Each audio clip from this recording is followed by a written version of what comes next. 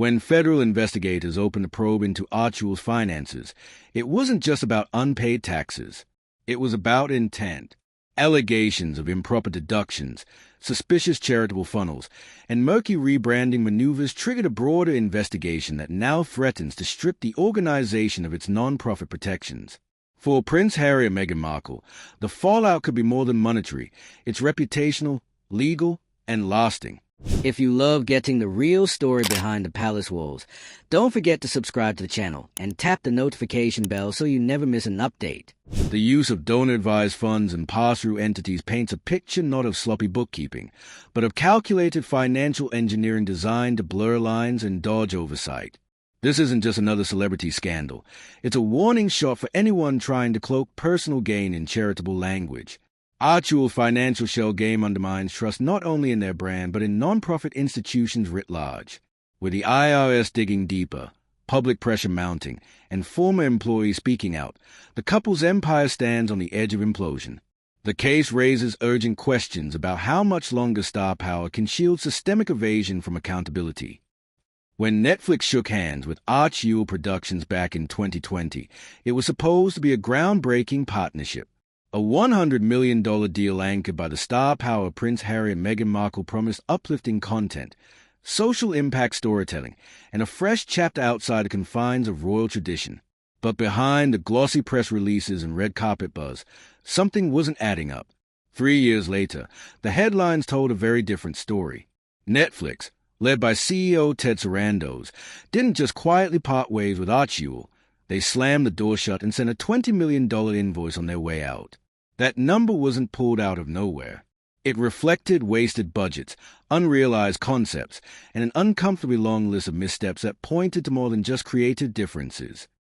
The relationship that started with optimism quickly became a corporate headache. Internal Netflix sources describe a partnership that veered into dysfunction early on. Missed deadlines, disorganized pitches, and a noticeable lack of hands-on involvement from the Sussexes triggered concern. Meghan's much-hyped animated series got the axe before it even left pre-production. Harry's projects floated in development limbo. If you love getting the real story behind the palace walls, don't forget to subscribe to the channel and tap the notification bell so you never miss an update. Spotify dropped their podcast deal. The pattern was forming, and it didn't look good. But while Hollywood misfires are common, what made this implosion different was what started surfacing beneath the surface. Financial irregularities, tax discrepancies, a looming IRS investigation. What began as a failed content deal started mutating into something far makier. At the heart of it all was Archewell, the philanthropic and media hybrid that Harry and Meghan had positioned as their legacy-defining enterprise. Publicly, it was supposed to combine humanitarian causes with inspiring media. But structurally, Archewell's identity kept shifting. First, it was a non-profit foundation. Then it morphed into Archewell Productions, Archewell Audio, and Archewell Philanthropies. With every new rebrand, more questions surfaced about how money was moving behind the scenes. Reports began surfacing that donors and insiders were concerned about a lack of transparency. Expense classifications weren't clear. Payments were being funneled through donor-advised funds, which offer significant privacy protections. And certain deductions tied to charitable activities raised eyebrows. Were these legitimate, or just an attempt to shield spending from taxes? That's where the IRS stepped in. Sources familiar with the case confirmed the existence of a federal investigation into Archewell's financial practices. The core issue? Whether the organization had blurred the line between charitable work and personal profit. The use of pass-through entities, inflated write-offs, and vague expense reporting painted a troubling picture. The investigation centers on how Archewell used its non-profit status to mask operations that appeared far more commercial in nature. And with Netflix demanding a $20 million refund, the stakes were suddenly no longer just reputational. They were legal. Internally, the cracks had been forming for a while. Former employees described a chaotic work environment where projects were announced before they were ready, meetings lacked structure, and leadership felt more performative than productive. Staff turnover was high.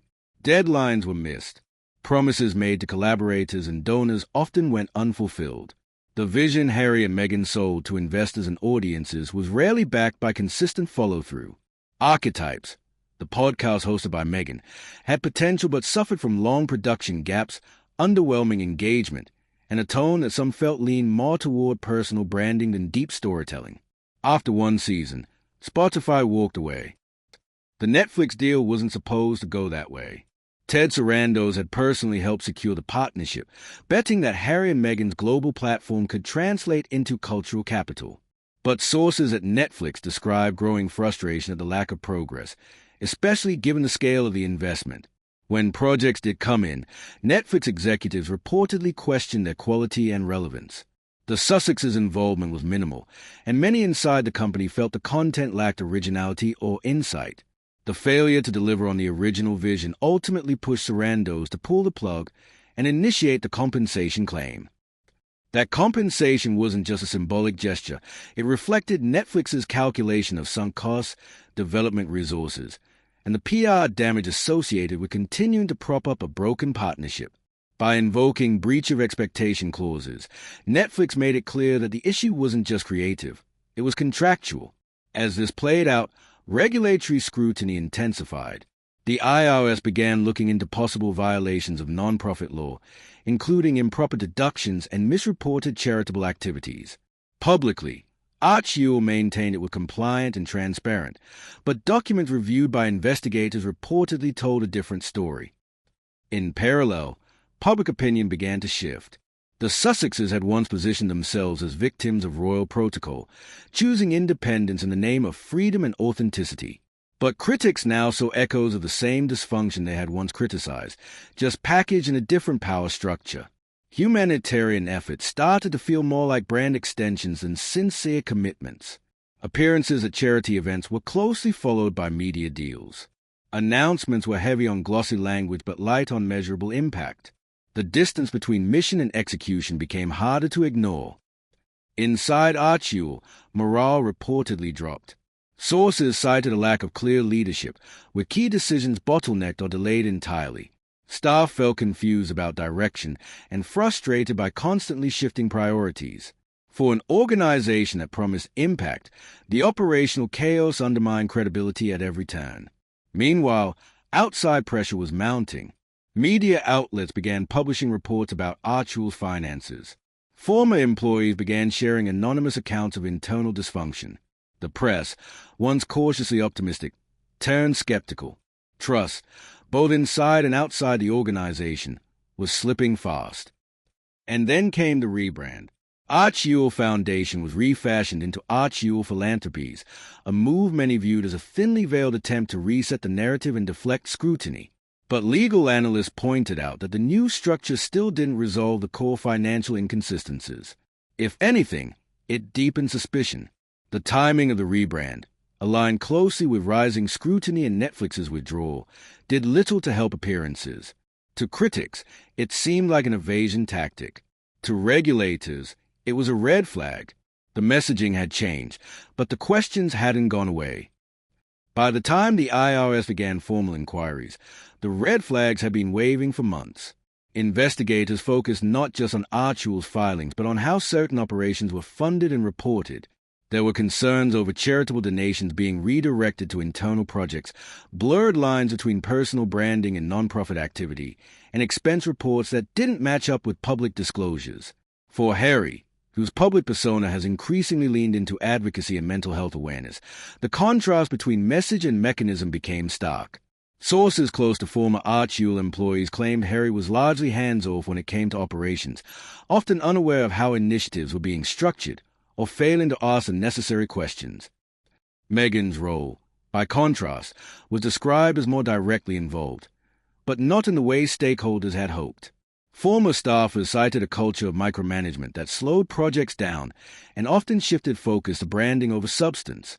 Internal documents referenced frequent changes in direction, unclear delegation, and a tendency to prioritize optics over execution.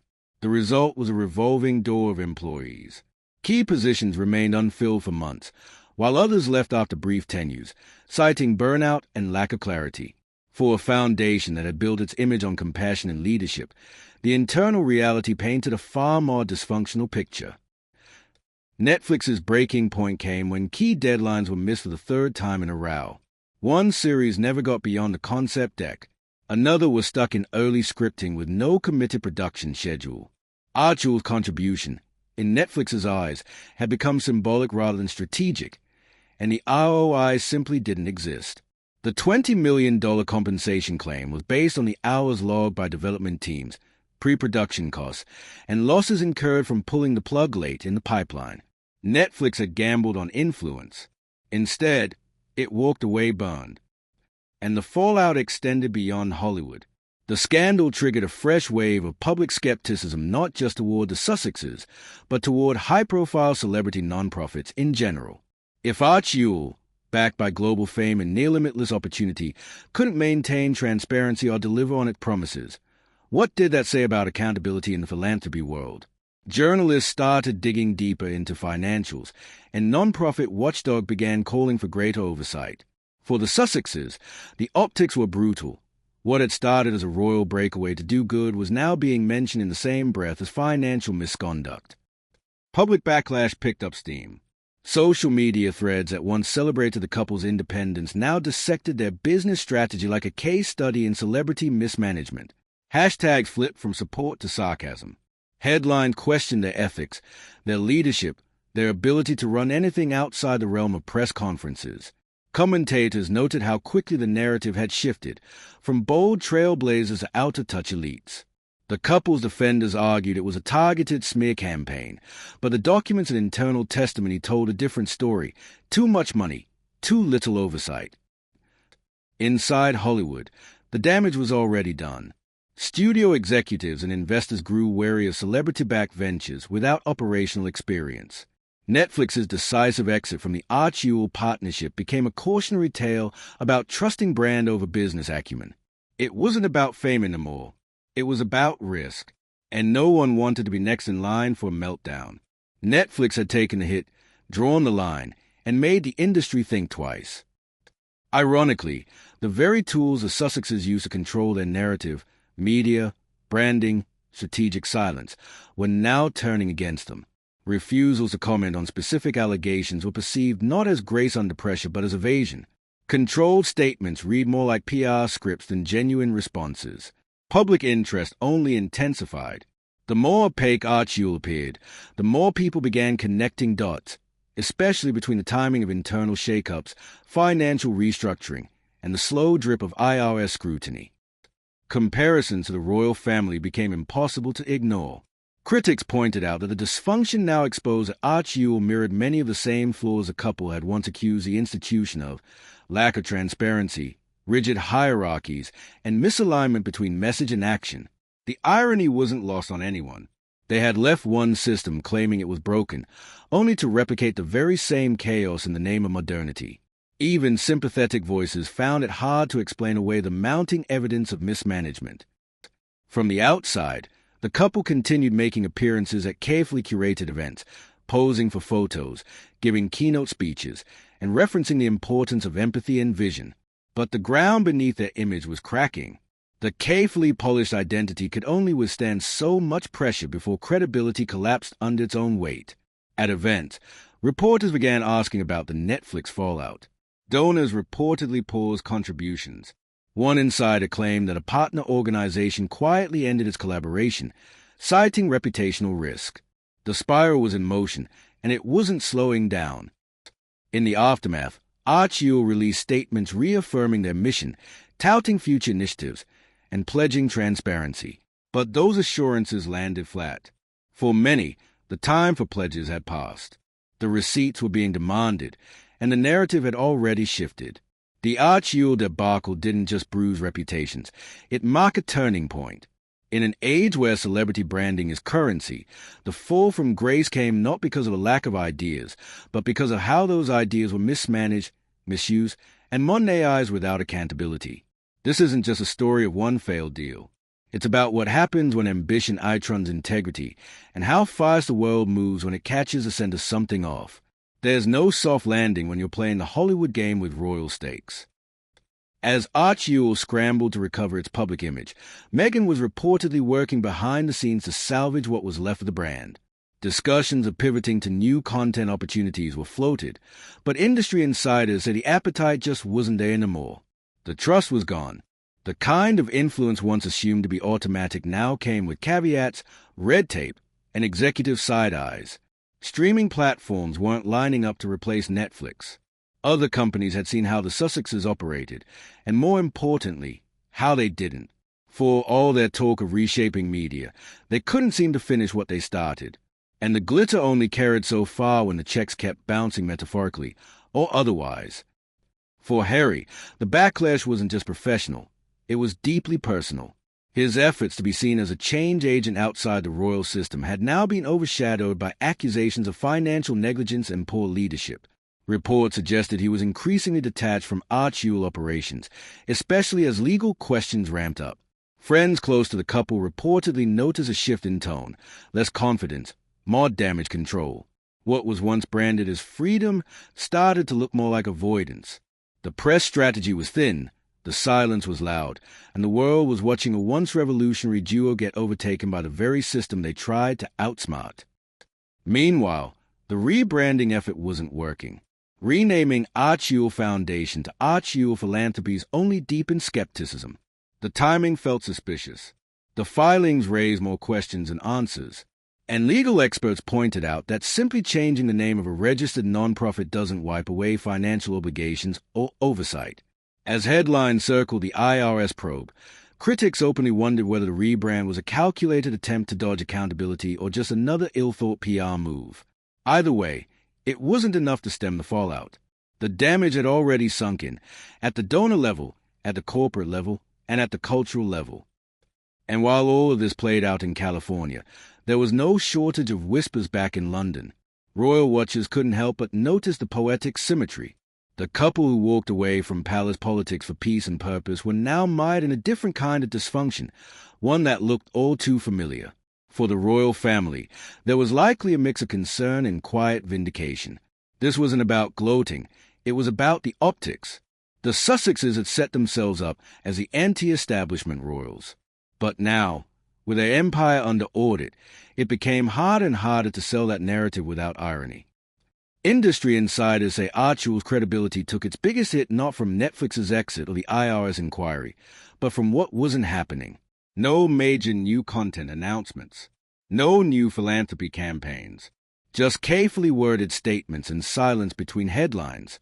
Meghan, once praised for her media savvy, seemed increasingly disconnected from the backlash. Carefully staged public appearances continued, but the tone had shifted. She was no longer the woman reshaping the modern monarchy. She was the executive behind a collapsing media brand with financial trail under investigation. Even Harry's public image, long more sympathetic, started to take a hit. His memoir and interviews had earned him some goodwill, but that goodwill started running dry as people questioned how much he really knew about Archewell's internal mechanics. Was he just checked out? Or was he complicit in letting things slide? Either way, the narrative wasn't kind. A prince-turned-producer-turned-non-profit figurehead, now caught in a scandal that spanned Hollywood boardrooms and federal investigations. It was a kind of downfall you couldn't script, because even the messiest reality shows wouldn't greenlight something this convoluted. And yet, despite everything, there was still no public apology. No interview addressing the controversy head-on. No detailed explanation about the finances or the $20 million that Netflix wanted back. Just vagueness, rebrands, and silence. For critics, that was a final insult. Transparency had been the Sussexes' brand. They had built their identity around being open, honest, and emotionally vulnerable. But when things got real, when money and accountability were on the table, they disappeared behind legal walls and strategic ambiguity. This wasn't just a story about mismanagement.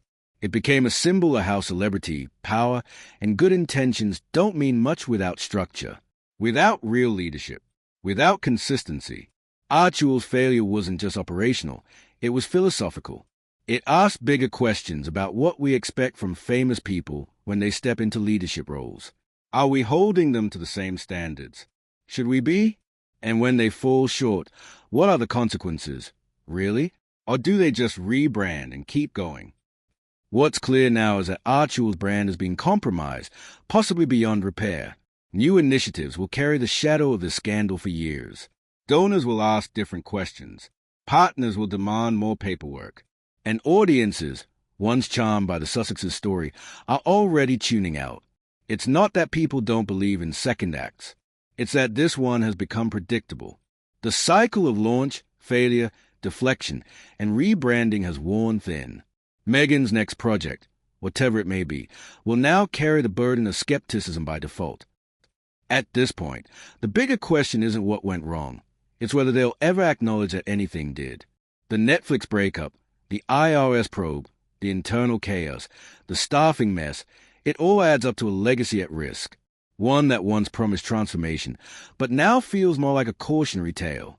The lessons here aren't new. Fame doesn't equal leadership. Vision doesn't replace execution. And branding without backbone will eventually fall apart. Archewell set out to be different. What it became, instead, was disturbingly familiar, another celebrity-led venture built on image, undermined by ego, and undone by reality. If you're still with us, thanks for surviving this roller coaster. Hit like if your eyebrows are permanently raised. Drop your favorite "they really thought they ate" moment in the comments. And hit subscribe if you want more unfiltered breakdowns of the glitzy chaos behind the scenes. Because when the cameras stop rolling, the real drama always begins.